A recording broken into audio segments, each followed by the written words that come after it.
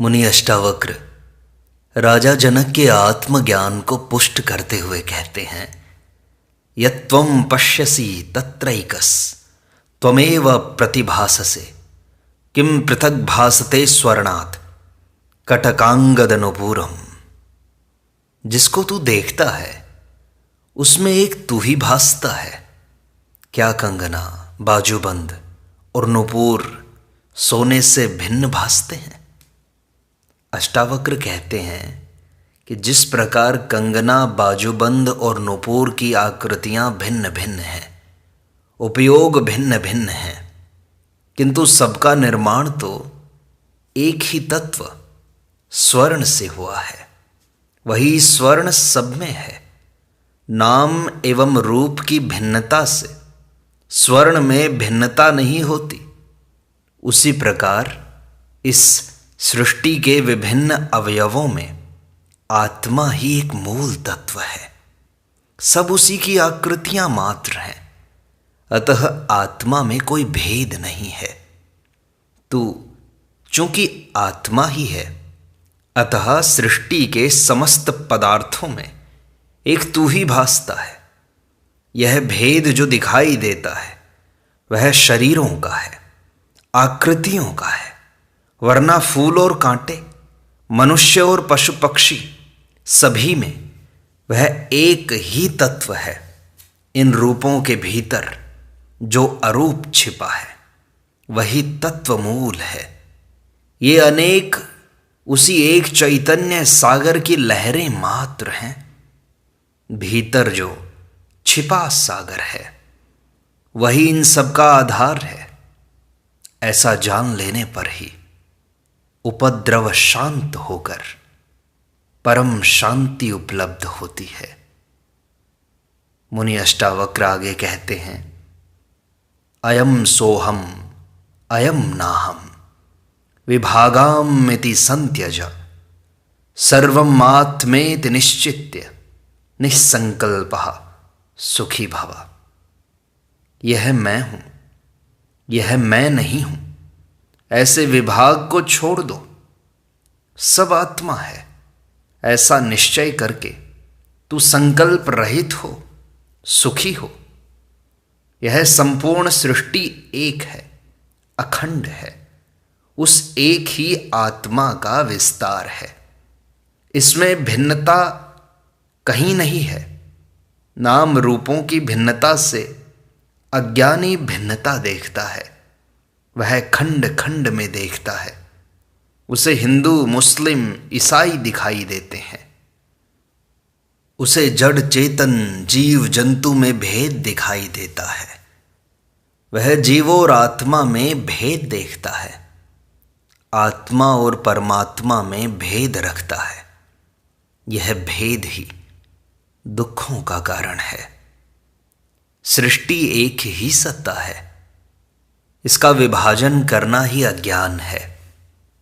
द्वैत दृष्टि के कारण ही दुखों का जन्म होता है। समग्र की अनुभूति हो जाना ही ज्ञान है। यही धर्म है। समग्र ही जीवन है। यही ब्रह्म है। इसी एकीकृत अस्तित्व को उपलब्ध होना ही धर्म है। खंड खंड में विभाजन करना ही अधर्म है, अज्ञान है। अहम ब्रह्मास्मि की घोषणा ऐसे ही धर्म की घोषणा करना है। यह अहंकार नहीं है, बल्कि उस अखंड की, उसी समग्र की अनुभूति है कि मैं और ब्रह्म एक ही हैं, भिन्न नहीं है।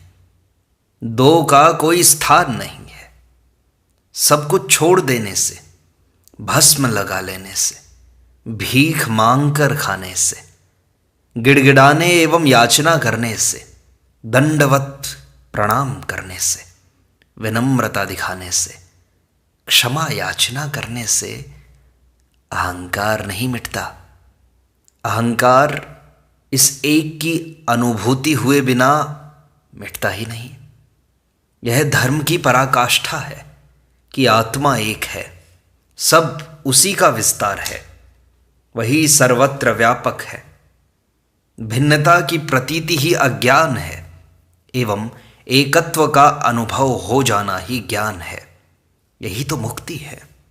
इसलिए अष्टावक्र कहते हैं कि हे जनक, मैं वही ब्रह्म हूं अथवा मैं वह नहीं हूं, उससे भिन्न जीव मात्र हूं। परमात्मा और मैं भिन्न हूं। ऐसी भेद दृष्टि को, ऐसे विभाग को छोड़ दे, क्योंकि सोहम शिवोहम इत्यादि कहना भी भेद दृष्टि ही है। जिसे उस शिव या ब्रह्म का ज्ञान नहीं होता वही तो ऐसा कहता है। ज्ञान होने पर, जान लेने पर मैं तो बचता ही नहीं, फिर मैं वही हूं कहने का कोई अर्थ ही नहीं रह जाता। इसलिए सब आत्मा ही है, भिन्नता कहीं है ही नहीं। ऐसा निश्चय करके तो संकल्प रहित हो, सुखी हो। एक की अनुभूति से ही सभी संकल्प गिर जाते हैं एवं मनुष्य सुखी तथा शांत हो जाता है। अष्टावक्र आगे कहते हैं, तवैवाज्ञानतो विश्वम त्वमेकः परमार्थतः त्वत्तो अन्यो नास्ति संसारी ना असंसारी च कश्चन। तेरे ही अज्ञान से विश्व है, परमार्थतः तू एक है। तेरे अतिरिक्त कोई दूसरा नहीं है। न संसारी है, न ही असंसारी है। इसी क्रम में अष्टावक्र कहते हैं कि हे जनक, तुझे विश्व की अपने से भिन्न प्रतीति हो रही है। तू संसार को अपने से भिन्न समझता है। इसलिए मैं और विश्व तुझे दिखाई देते हैं। यह दो का विभाजन ही तो अज्ञान है। उसी अज्ञान के कारण यह विश्व है, अन्यथा परमार्थ में न तू है न यह विश्व, बल्कि एक ही आत्मा है। जो तू है वही यह विश्व है। इसी प्रकार संसारी और असंसारी का भेद भी अज्ञान के कारण है। ये सभी आत्मा है, अतः तू ही सब कुछ है। तेरे सिवाय कोई दूसरा है ही नहीं। सब आत्मा रूप है। यही ज्ञान है, यही परम सत्य है। सत्य एक ही है, दो सत्य कभी नहीं होते। यह भेद ही अज्ञान है एवं अभेद ज्ञान है। अभेद के बीच जब अहंकार की दीवार खड़ी होती है तब भेद दिखाई देता है। इसके गिरते ही सब अभेद दिखाई देता है, सभी संयुक्त प्रतीत होता है। अतः अहंकार ही अज्ञान है। यह आत्मा संसारी भी नहीं है, क्योंकि यह संसार में लिप्त नहीं है। यह असंसारी भी नहीं है, क्योंकि संसार उसी की तो अभिव्यक्ति है। अष्टावक्र आगे समझाते हैं, भ्रांति मात्रमिदं विश्वम न किंचिदिति निश्चयी निर्वासनः स्फूर्ति मात्रो न किंचिद इव शाम्यति। यह विश्व भ्रांति मात्र है और कुछ नहीं है। ऐसा निश्चय पूर्वक जानने वाला वासना रहित और चैतन्य मात्र है। वह ऐसी शांति को प्राप्त है मानो कुछ नहीं है। इस संसार में दो ही प्रकार के व्यक्ति हैं, अज्ञानी और ज्ञानी, तथा इनकी दो दृष्टियां हैं संसार के प्रति। अज्ञानी कहता है संसार ही सत्य है, संसार में अनेकता है, विभिन्नता है।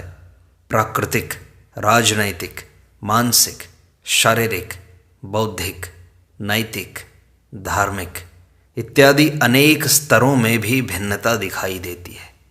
यहाँ तक कि कुछ लोगों को आत्मा में भी भिन्नता दिखाई देती है कि सब आत्माएं भिन्न भिन्न हैं। कुछ लोग परमात्मा में भी भिन्नता देखते हैं, जैसे कि हिंदू के, मुस्लिम के, ईसाई के, जैनी के परमात्मा भिन्न भिन्न हैं। यह सब दृष्टि अज्ञानी की है। उसे जैसा प्रत्यक्ष दिखाई देता है वैसा ही मान लेता है। परोक्ष का उसे कुछ पता नहीं है। उसका सारा ज्ञान इंद्रियगत है, जो इंद्रियों की पकड़ में आता है, जो बुद्धि की पकड़ में आता है। उसी को वह सत्य मानता है।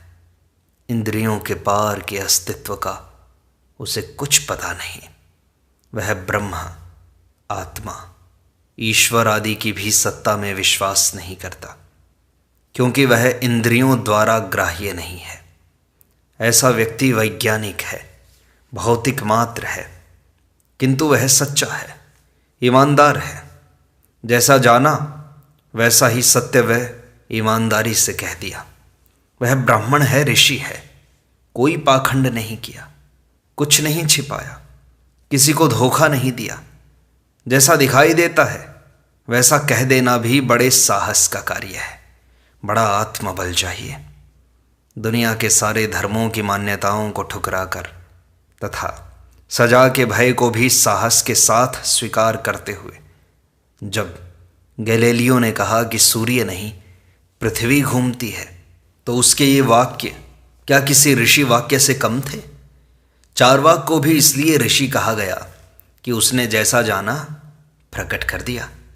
किंतु कई पाखंडी ऐसे हैं जिन्होंने जाना नहीं और कहते हैं कि ब्रह्म है, आत्मा है, सृष्टि माया है, इसमें सार नहीं है, ब्रह्म सत्य है, मोक्ष है, स्वर्ग नरक है, पुनर्जन्म है इत्यादि। अज्ञानी के लिए जगत ही सत्य है एवं ब्रह्म, आत्मा सब मिथ्या है। किंतु न जानते हुए भी जानने का दावा करना तथा उन्हें सिद्ध करने का प्रयत्न करना बेईमानी है। ये सच्चे नहीं हैं, धोखेबाज हैं। दूसरी दृष्टि ज्ञानी की है, उसी ने ब्रह्म, आत्मा, ईश्वर आदि को जाना है। अज्ञानी स्थूल को ही जानता है, सूक्ष्म उसकी पकड़ में नहीं आता। वह प्रकृति को ही जानता है, उसकी दृष्टि शरीर, उसके भोग एवं विषयों तक ही सीमित है। जिससे इनसे परे जो सूक्ष्म है, जो चेतन है, जो शक्ति है, उसे नहीं जान पाता। जिससे वह कहता है कि ये है ही नहीं, झूठ है, बकवास है। इसके विपरीत ज्ञानी इनको जान लेता है, जिससे वह कहता है ब्रह्म, आत्मा, ईश्वर ही सत्य है, जगत मिथ्या है, भ्रांति मात्र है, यह अनित्य है, इसलिए इसका मूल्य नहीं है। शाश्वत एवं सनातन का ही मूल्य है। ज्ञानी बीज की बात करता है, अज्ञानी वृक्ष व फल की बात करता है। दोनों ही अपनी दृष्टि से सही हैं, विरोध कहीं नहीं है। दृष्टि का अंतर है, देखने के ढंग का अंतर है। अष्टावक्र एवं जनक दोनों ज्ञानी हैं, दोनों को सत्य की अनुभूति हुई है, अतः दोनों का संवाद ज्ञान प्राप्त व्यक्तियों का संवाद है। एक ज्ञानी एवं दूसरा अज्ञानी होता है तो संवाद नहीं, विवाद ही होता है। तर्क और प्रमाण पूछे जाते, कुतर्क होता, अपने मत को सिद्ध करने का आग्रह होता। किंतु ऐसा न होकर एक ही सत्य को दोनों उसी रूप में प्रकट कर रहे हैं। अष्टावक्र कह रहे हैं कि यह विश्व भ्रांति मात्र है और कुछ नहीं। जो वासना रहित हो गया, अहंकार शून्य हो गया, वही अपने भीतर स्थित चैतन्य आत्मा को जान लेता है। ऐसे ज्ञान होने पर उसे यह विश्व भ्रांति ज्ञात होने लगता है। उसका अर्थ यह नहीं है कि यह सृष्टि ही भ्रांति है, यह है ही नहीं, बल्कि इसका अर्थ इसके साथ जो हमारे रागात्मक संबंध हैं, जो आसक्ति है, जो लगाव है, वह सब भ्रांति है। ज्ञानी इस आसक्ति से मुक्त हो जाता है, इसलिए उसको यह भ्रांति ज्ञात होती है एवं आत्मा मात्र ही सत्य प्रतीत होती है। आत्मज्ञानी ही ऐसा निश्चय पूर्वक जानता है, अज्ञानी नहीं जान सकता। इसलिए ज्ञानी ऐसा जानकर शांति को प्राप्त होता है, जबकि अज्ञानी संसार को सत्य जानने के कारण अशांत ही बना रहता है। ज्ञानी एवं अज्ञानी में यही अंतर है। ज्ञानी की दृष्टि अज्ञानी से भिन्न हो जाती है बस।